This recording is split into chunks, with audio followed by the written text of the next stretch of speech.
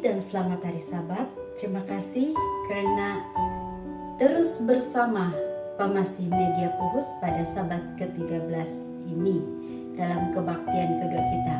Kita teruskan kebaktian kedua kita dengan lagu pembuka dipimpin oleh keluarga Elder Dusim dan seterusnya doa pembuka oleh Elder Heldi.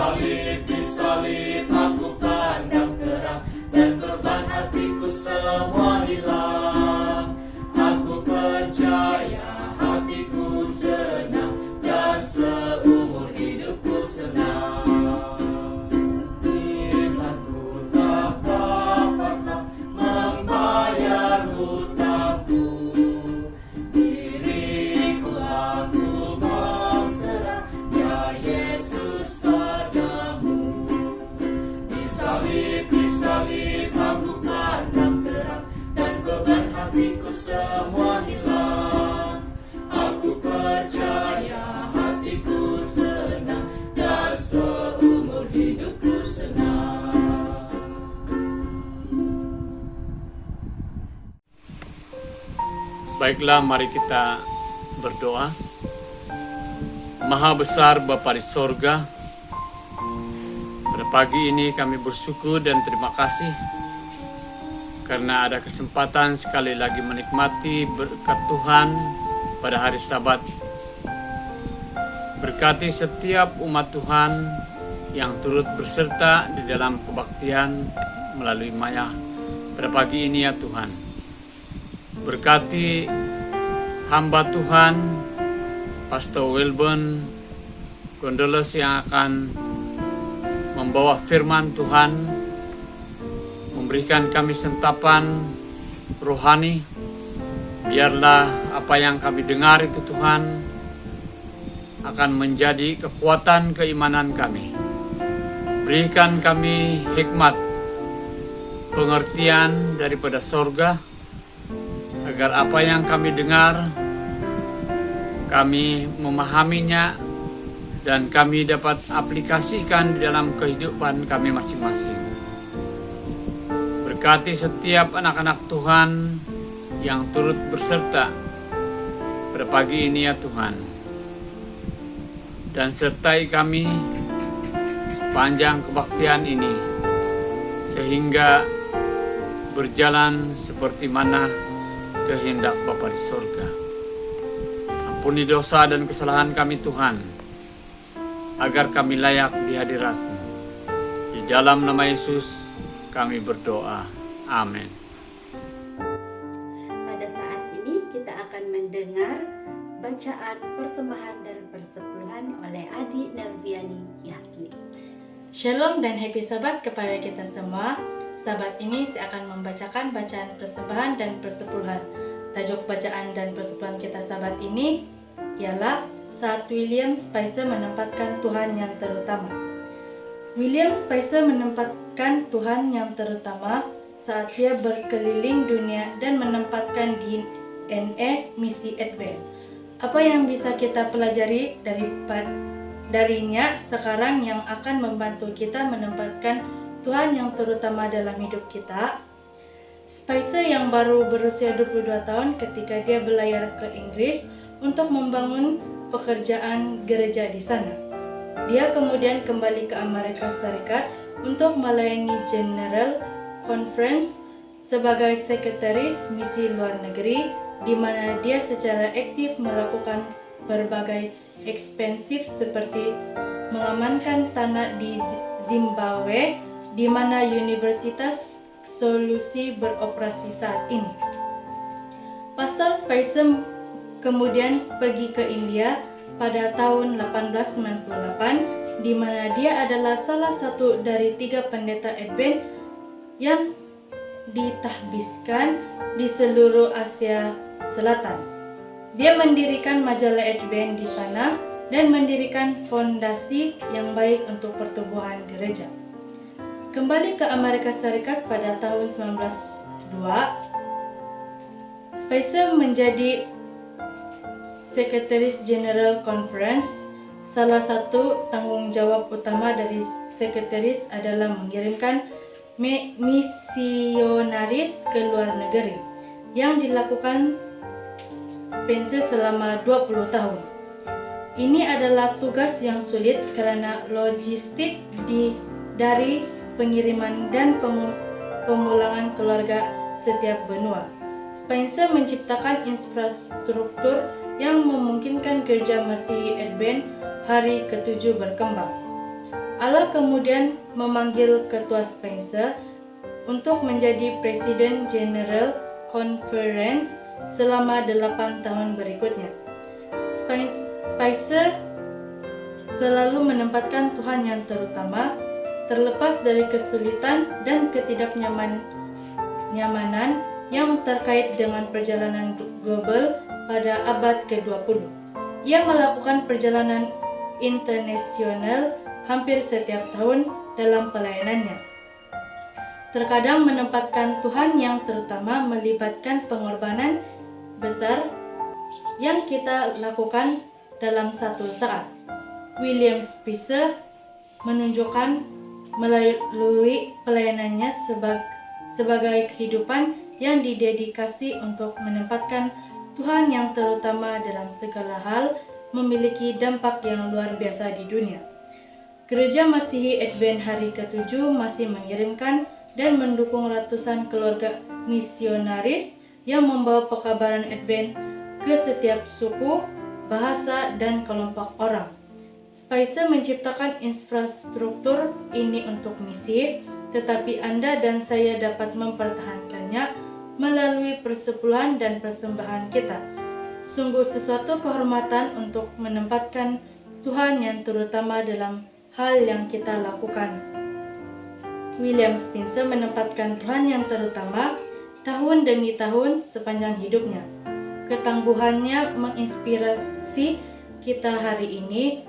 Yesus menyerahkan segalanya untuk menebus kita, dan kasih-Nya memaksa kita untuk mengutamakan kerajaan-Nya dan hidup kita sendiri.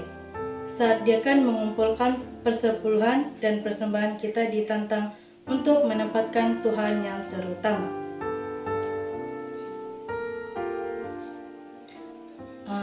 Pada saat ini saya meminta kita semua untuk memungut persembahan dan persepuluhan kita di rumah masing-masing.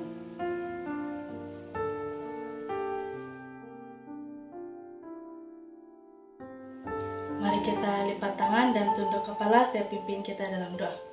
Tuhan yang bertakhta dalam kerajaan surga, terima kasih karena Engkau sudah memimpin kami sepanjang 6 hari yang lalu. Biarlah Engkau berkatilah persembahan dan persepuluhan yang telah kami pungut sebentar tadi. Semua ini kami serahkan dalam nama Yesus Kristus, Juru Selamat dan Penebus kami semua. Amin.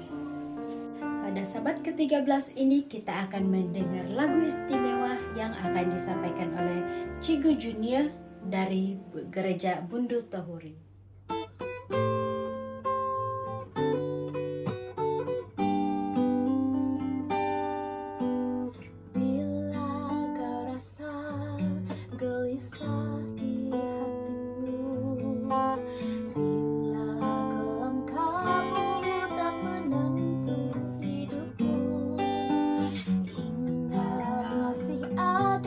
Seorang penolong bagimu, Yesus tak pernah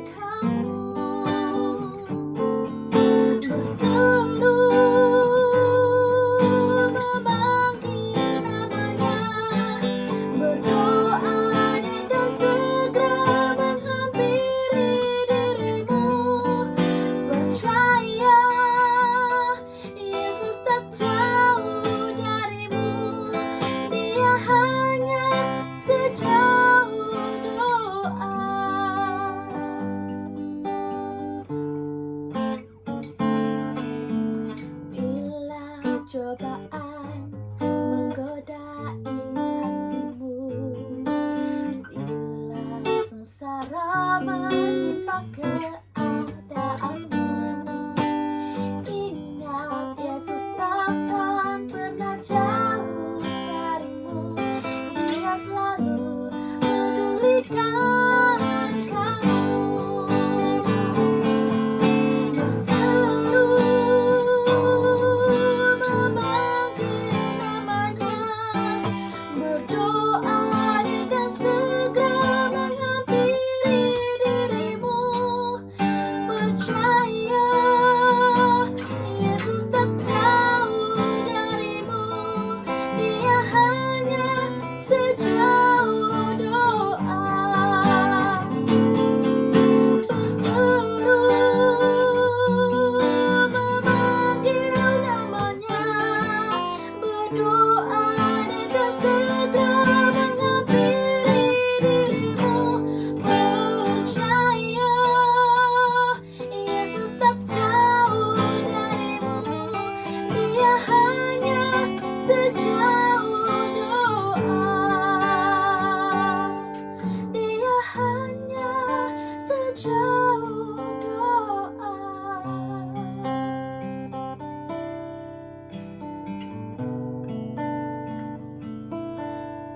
Dia hanya sejauh doa.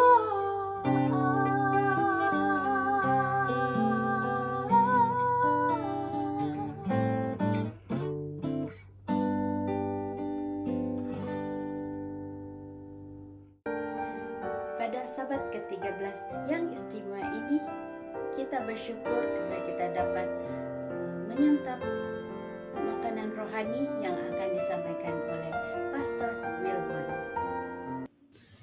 Shalom, salam damai kepada Anda semua di mana saja Anda berada pada ketika ini. Saya sangat gembira kerana dapat bersama-sama dalam perkongsian firman Tuhan pada kali ini. Tajuk khutbah yang saya akan kongsikan pada kali ini ialah Tuhan itu berubah. Sebelum kita teruskan, mari kita berdoa. Bapa di surga,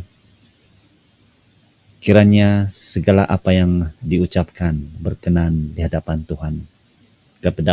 Kepadamu-Lah kemuliaan atas segala-galanya. Di dalam Yesus saya berdoa. Amin.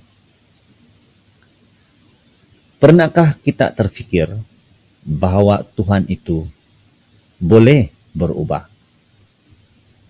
Dan ini mungkin bertentangan dengan pandangan klasik bahwa Tuhan itu tidak pernah berubah. Ya. Adakah Tuhan itu berubah? Ini adalah satu pertanyaan yang kita mau tanyakan, ya. Dan sekiranya Tuhan itu berubah, bagaimanakah kita dapat percaya pada janji-janjinya? Dan jika Tuhan tidak berubah, bagaimanakah respon Tuhan dalam hubungan Dia dengan kita? Pandangan klasik mengatakan bahwa Tuhan itu tidak berubah dan tidak beremosi. Apa yang sudah ditetapkan oleh Tuhan, maka itu akan kekal untuk selama-lamanya. Dan apapun respon kita, ketetapan Tuhan itu tetap akan terjadi. Itu adalah pandangan klasik, ya, pandangan klasik tentang satu lagi karakter ataupun sifat daripada sifat-sifat Tuhan. Tanggapan orang, salah satu tanggapan orang ialah seperti ini. Sekiranya Tuhan itu sempurna dan tidak berubah, karena Dia tidak dipengaruhi oleh masa dan penciptaan, maka Tuhan tidak mempunyai emosi. Mari kita lihat bukti-bukti Alkitab bahwa Tuhan itu memang tidak berubah. Di dalam Yakobus pasal 1 ayat 17, ya. Yakobus pasal 1 ayat 17 mengatakan, segala pemberian yang baik dan sempurna diturunkan dari surga oleh Bapa, sumber segala cahaya. Dia tidak berubah dan tidak seperti bayangan yang berubah-ubah bentuknya. Yakobus pasal 1 ayat 17. Ibrani pasal 1 ayat 10 dan 11 juga mengatakan, pada mulanya Engkau, ya Tuhan, yang meletakkan asas bumi dan seluruh langit adalah hasil kerja tangan-Mu. Bumi dan langit akan binasa, tetapi Engkau kekal, dan segalanya akan menjadi usang seperti pakaian. Mazmur 112 ataupun 102 ayat 27 juga mengatakan bahwa tetapi Engkau tetap sama dan tahun-tahunmu tidak berkesudahan. Ibrani 13 ayat 8. Yesus Kristus tetap sama kemarin, hari ini, dan selama-lamanya. Sahabat-sahabat semua, sebentar tadi kita telah melihat bahwa tentang bukti Alkitab, ya, bukti-bukti Alkitabiah bahwa memang Tuhan itu tidak berubah. Tetapi bagaimana kalau kita lihat lagi bukti-bukti yang Tuhan itu memang berubah? Ya. Mari kita lihat ayat yang pertama. Kejadian pasal 6 ayat 6. Maka menyesallah Tuhan karena Dia telah menjadikan manusia di bumi dan hal itu mendukakan hatinya. Oh, Tuhan menyesal. Tuhan kesal. Dan apa? Mungkin ada sesuatu yang Dia perlu lakukan, kan? Kalau Dia menyesal. Namun demikian, ini Mazmur 106. Namun demikian, Dia mengambil berat tentang derita mereka apabila Dia mendengar seruan mereka. Dan untuk mereka, Dia ingat akan perjanjiannya. Lalu berlembut karena kasih-Nya berlimpah-limpah. Dia berlembut juga. Artinya Tuhan apa? Dia berubah hati, kan?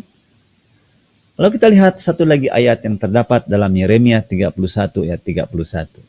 Lihatlah, akan tiba harinya, firman Tuhan, apabila aku membuat perjanjian baru. Oh, ada perjanjian baru. Sudah ada perjanjian yang dahulu, tapi Dia ubah lagi menjadi apa? Perjanjian baru dengan kaum keturunan ataupun dengan keturunan kaum Israel dan keturunan kaum Yehuda. Wahyu pasal 21 ayat 5 juga mengatakan, kemudian Dia yang bersemayam di atas takhta berkata, lihatlah, aku telah menciptakan segalanya baru. Oh, yang lama itu Tuhan ubah menjadi apa? Menjadi baru. Dan di sini kita boleh melihat bahwa dengan bukti-bukti ayat-ayat dalam Alkitab bahwa Tuhan memang apa? Berubah, kan? Mari kita lihat satu lagi perkara tentang Tuhan. Tuhan itu ada emosi. Mari kita lihat ayat-ayat yang mengatakan bahwa Tuhan itu beremosi. Dikatakan dalam Yesaya pasal 49 ayat 15 mengatakan, dapatkah seorang perempuan melupakan anak yang disusuinya dan tidak menyayangi anak daripada kandungannya?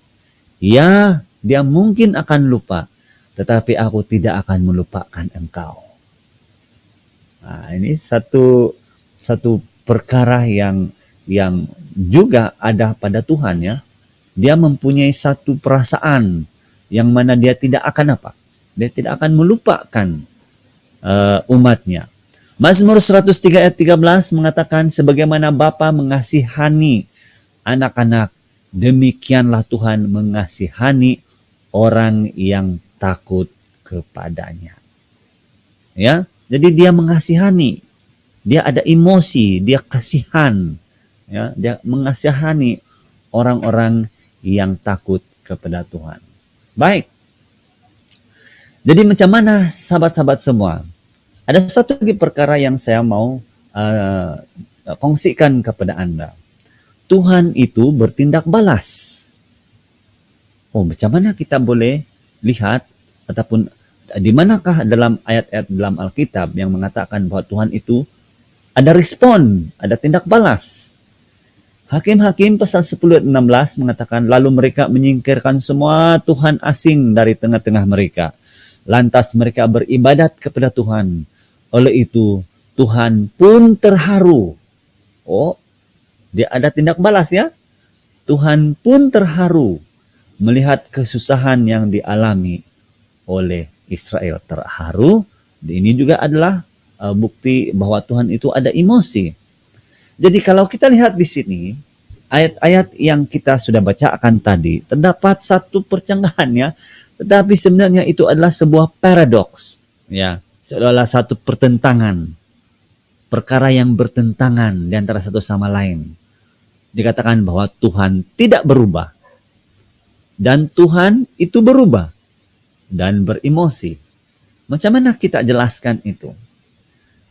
Daripada pemerhatian kita, daripada semua ayat-ayat, kalau kamu bacakan lagi, ya, sekali lagi ayat-ayat yang sudah kongsikan tadi dan memikirkan tentang ayat-ayat itu, dalam satu keadaan Tuhan tidak berubah, dalam satu keadaan dia berubah, dalam satu keadaan dia beremosi, dia ada respon terhadap sesuatu yang kita lakukan. Nampaknya di sini untuk hal-hal tertentu Tuhan itu tidak berubah. Tetapi apabila berbicara tentang responnya terhadap tindak balas kita terhadap Tuhan, maka disitulah Tuhan dikatakan berubah dan mempunyai emosi. Dia kasihan kepada kita. Ya. Jadi dengan kata lain, Tuhan itu bukan seperti manusia. Aspek ketetapan dan perubahan Tuhan tidak seperti apa yang berlaku dalam manusia. Jadi terdapat aspek yang tetap bagi Tuhan dan terdapat juga aspek yang berubah pada Tuhan. Jadi sifat tidak berubah Tuhan ialah karakter dan tujuannya. Jadi di dalam tujuan Tuhan ialah untuk menyelamatkan manusia itu tidak pernah berubah. Dia tetap pada janjinya bahwa dia akan apa? Menyelamatkan manusia. Kasihnya tidak pernah berubah. Kasih Tuhan kepada manusia, pada kamu dan saya tidak berubah. Dan itu akan kekal selama-lamanya. Tetapi di manakah aspek yang berubah pada Tuhan itu? Kalau kita perhatikan ayat-ayat yang kita sudah bacakan, bahwa emosi Tuhan akan berubah di dalam responnya karena dia begitu mengasihi kita. Jadi dia kasih Tuhan itu kekal, dia tidak berubah. Dia sentiasa mengasihi kita. Itu dan itu akan kekal untuk selama-lamanya. Itu tidak pernah berubah. Tetapi apabila manusia, kamu dan saya melakukan sesuatu, dan hukum bagi melanggar perintah Tuhan ialah kematian. Tetapi ketika manusia, kamu dan saya, berhenti dan bertobat daripada perbuatan dosa dan memanggil dan merayu Tuhan, disitulah Tuhan akan respon terhadap panggilan ataupun rayuan kita. Karena kenapa? Ia bersesuaian dengan kekekalan Tuhan yang mengasihi kita untuk selama-lamanya. Dia mengasihi kita, dan ketika kita memanggil dia, ketika kita bertobat daripada kesalahan kita, Tuhan akan respon. Satu contoh yang sangat jelas dalam Alkitab ketika Tuhan berubah ialah peristiwa Yunus dan juga Nineve. Ya, ketetapan Tuhan ialah untuk memusnahkan dosa. Itu tidak pernah akan terbatal. Itu tetap akan berlaku, memusnahkan dosa. Tetapi Tuhan akan berubah. Tuhan akan respon terhadap manusia-manusia. Ya, orang-orang. Dalam konteks Yunus dan Nineve, penduduk kota Nineve dan rajanya telah berubah. Dan Tuhan telah membatalkan nubuatan untuk memusnahkan orang-orang yang ada di Nineve itu. Karena kenapa? Dia respon, dia mengasihani manusia. Tetapi pada masa yang sama, hukuman terhadap dosa itu tetap akan terjadi. Itulah yang kita dapat pelajari daripada ayat-ayat tadi. Emosi Tuhan akan berubah di dalam responnya karena dia begitu mengasihi kita, melampaui kasih dan tindakan manusia. Yeremia pasal 18 ayat 8 sampai 10, mari saya bacakan. Namun demikian, jika bangsa yang kuancam itu bertobat daripada kejahatannya, maka aku akan menarik kembali malapetaka yang kurancangkan bagi mereka. Ada kalanya aku berfirman bahwa aku akan membangunkan dan mengukuhkan sesuatu bangsa atau sesuatu kerajaan.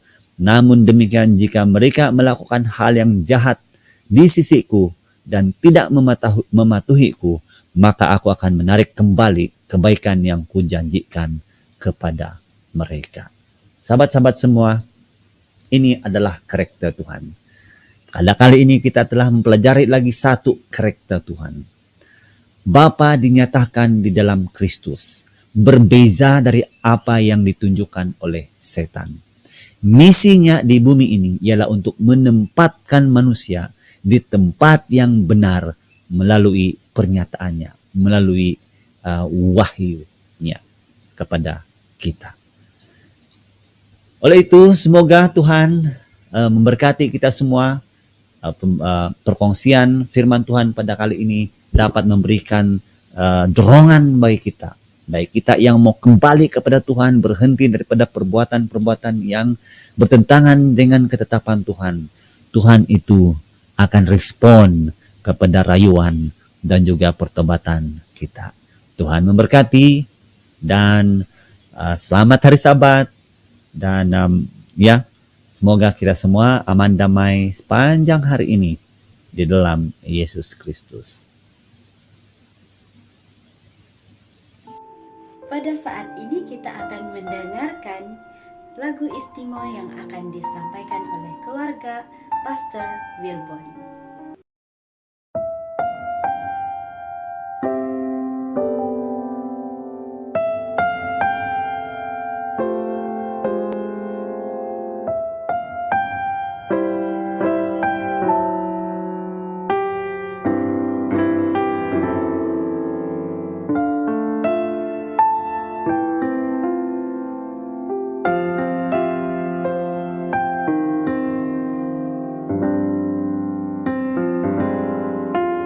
I don't understand how a God so divine could lower himself to a life such as mine and consider me worth every minute of time to rescue a sinner like me.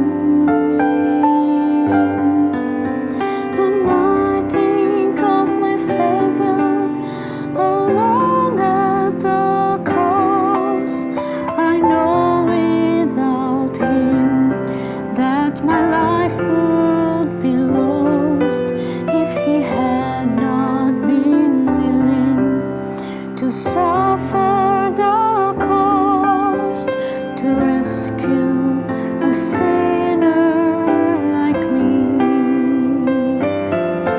To rescue a sinner like me, Lord. To rescue a sinner like me. He abandoned His throne and His kingdom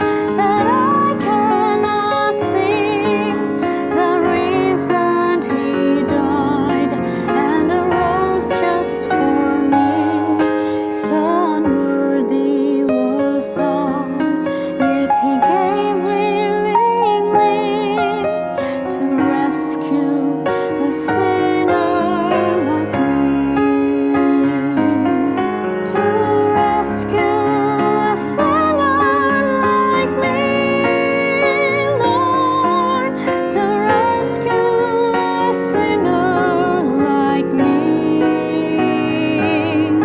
He abandoned his throne and his kingdom above to rescue a sinner like me.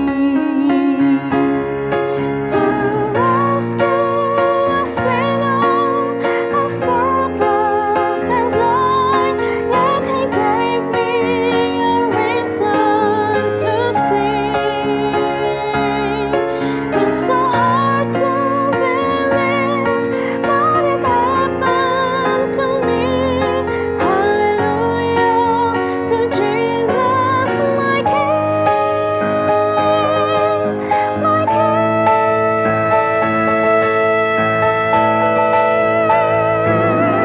To rescue a sinner like me, Lord, to rescue a sinner like me. He abandoned his throne and his kingdom above to rescue a sinner like me. He abandoned his throne and his kingdom above to rescue a sinner like me.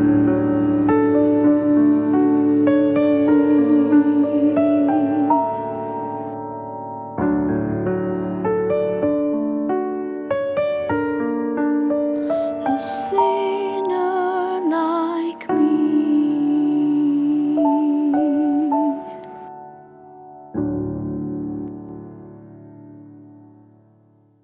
Sebagai lagu sambutan kita akan mendengar lagu istimewa dari tetamu istimewa kita, dan doa penutup kita adalah Pastor Wilbon.